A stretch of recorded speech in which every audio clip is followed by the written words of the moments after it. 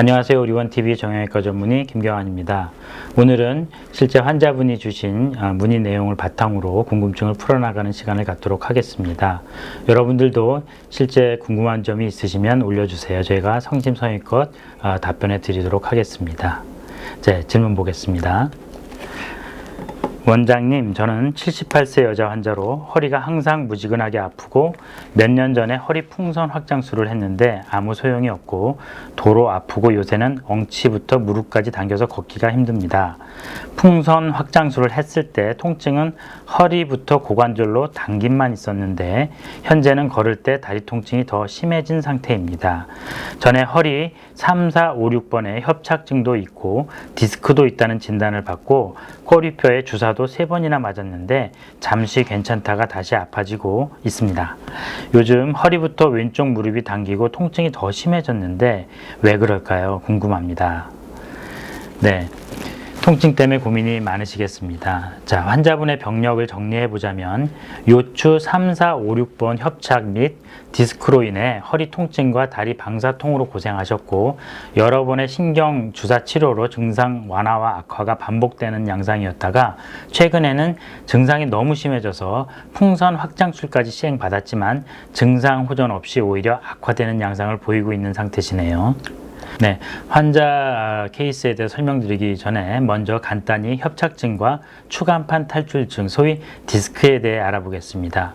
협착증은 말 그대로 오랜 기간 요추에 노화가 진행되면서 두꺼워진 인대나 뼈 등에 의해 신경이 지나가는 신경관이 좁아져서 신경이 압박되어 허리를 펴기가 어렵고 보행 시 다리 쪽 통증이 심해 쉬었다 가기를 반복하게 되는 퇴행성 질환입니다.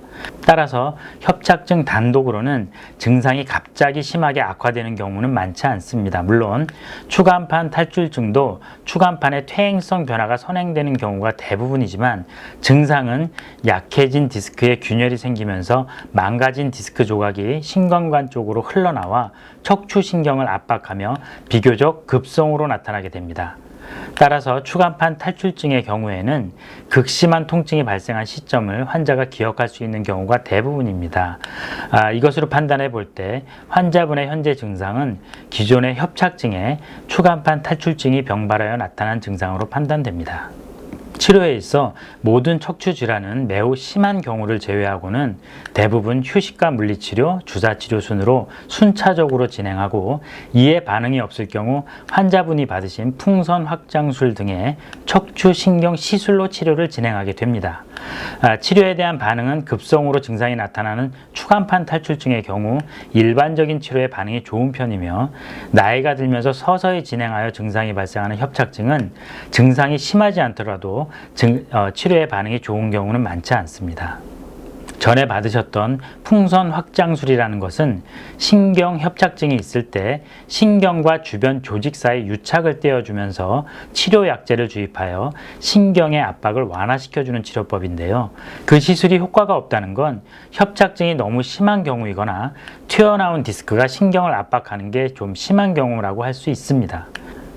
제가 생각하기엔 지금으로서는 풍선 확장술이나 주사치료로는 협착증이나 디스크에 의한 증상을 치료하기 힘들 것 같고 지금껏 충분한 보존적 치료를 했음에도 전혀 효과가 없었기 때문에 환자분에겐 추가적인 치료가 필요할 것 같습니다. 척추의 수술적 치료가 필요한 경우는 위에 설명한 치료에 반응이 없어 통증으로 일상생활이 어려운 경우이며 다리의 힘이 눈에 띄게 빠지거나 근육이 줄어드는 등 운동신경 마비가 있거나 감각 저하 등의 감각신경 마비가 있을 경우에 비가역적인 신경 손상을 방지하기 위해 비교적 조기에 수술을 시행하기도 합니다. 디스크의 경우 마비 증상이 없다면 적극적으로 비수술적 치료를 시행하여 디스크를 안정화시키고 탈출 디스크가 흡수되도록 유도하여 좋은 결과를 얻을 수 있는 경우가 많은 반면에 협착증의 경우는 병 자체가 오래 지속되면서 고착화된 형태라 증상이 심할 경우 근본적으로 압박하고 있는 뼈나 인대를 제거해 주는 것이 오히려 환자의 삶을 영위하는 데 도움이 됩니다. 따라서 제 경우에는 협착증 환자의 경우에는 너무 오래 버티시는 것보다는 나이가 더 드시기 전에 근본적인 치료를 하시길 권하고 있습니다. 자, 하지만 허리 수술하면 일단 걱정을 많이 하시고 또 시술과 수술을 혼동하시는 경우가 많은데요. 자, 내시경 시수술과 수술을 나누어 설명해 드리도록 하겠습니다.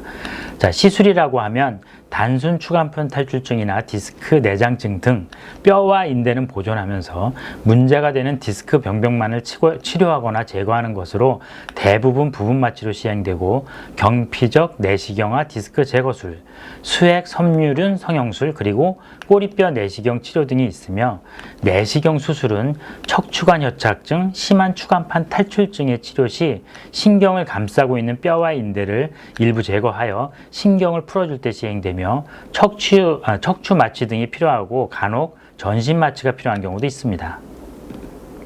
척추 내시경의 수술적 종류로는 크게 단일 통로 내시경과 양방향 내시경 수술로 나눌 수 있고, 내시경 수술의 특징으로 꼽아본다면 현미경 수술을 필요로 하는 대부분의 척추 디스크 및 협착증에 적용할 수 있으며 기존 수술법에 비해 절개가 매우 작다는 것입니다. 또한 그만큼 근육을 포함한 정상 조직의 손상이 거의 없어 회복이 매우 빠르고 수술자 입장에서도 현미경보다 근접되고 자세한 영상을 얻을 수 있어서 수술이 용이합니다.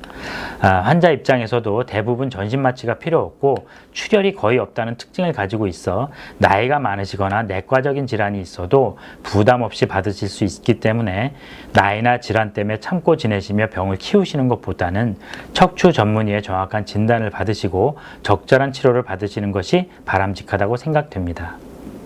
또한 최근에는 나사 고정술이 필요한 심한 경우에도 인공인대를 이용하여 불안정성을 보강해 주면서도 나사 고정과 달리 움직임을 살려줄 수 있는 연성 고정술이 개발되어 환자분의 삶의 질을 보다 높여줄 수 있게 되었습니다. 나이가 많고 내과적 질환이 있다고 치료를 포기하지 마시고 과정은 시술과 같다 하더라도 결과는 수술과 같은 효과가 있는 내시경 수술을 고려해 보시길 바랍니다. 다시 한번 말씀드리지만 내시경 수술의 가장 큰 장점은 척추 마취 하에 최소 절개로 수술하기 때문에 몸의 무리를 최소화할 수 있으며 빠른 회복으로 수술 후 다음날 퇴원하여 일상생활이 가능할 수 있다는 점입니다. 하지만 말씀드린 바와 같이 내시경 치료가 좋은 치료법이긴 하지만 이 또한 모든 병의 마술 치료법은 아니므로 전문의와 잘 상의하시고 여러 의견을 참고하여 결정하시길 바랍니다. 자, 궁금증이 좀 풀리셨을까요? 오늘 준비한 상담은 여기까지입니다. 경청해 주셔서 감사합니다. 늘 건강하세요.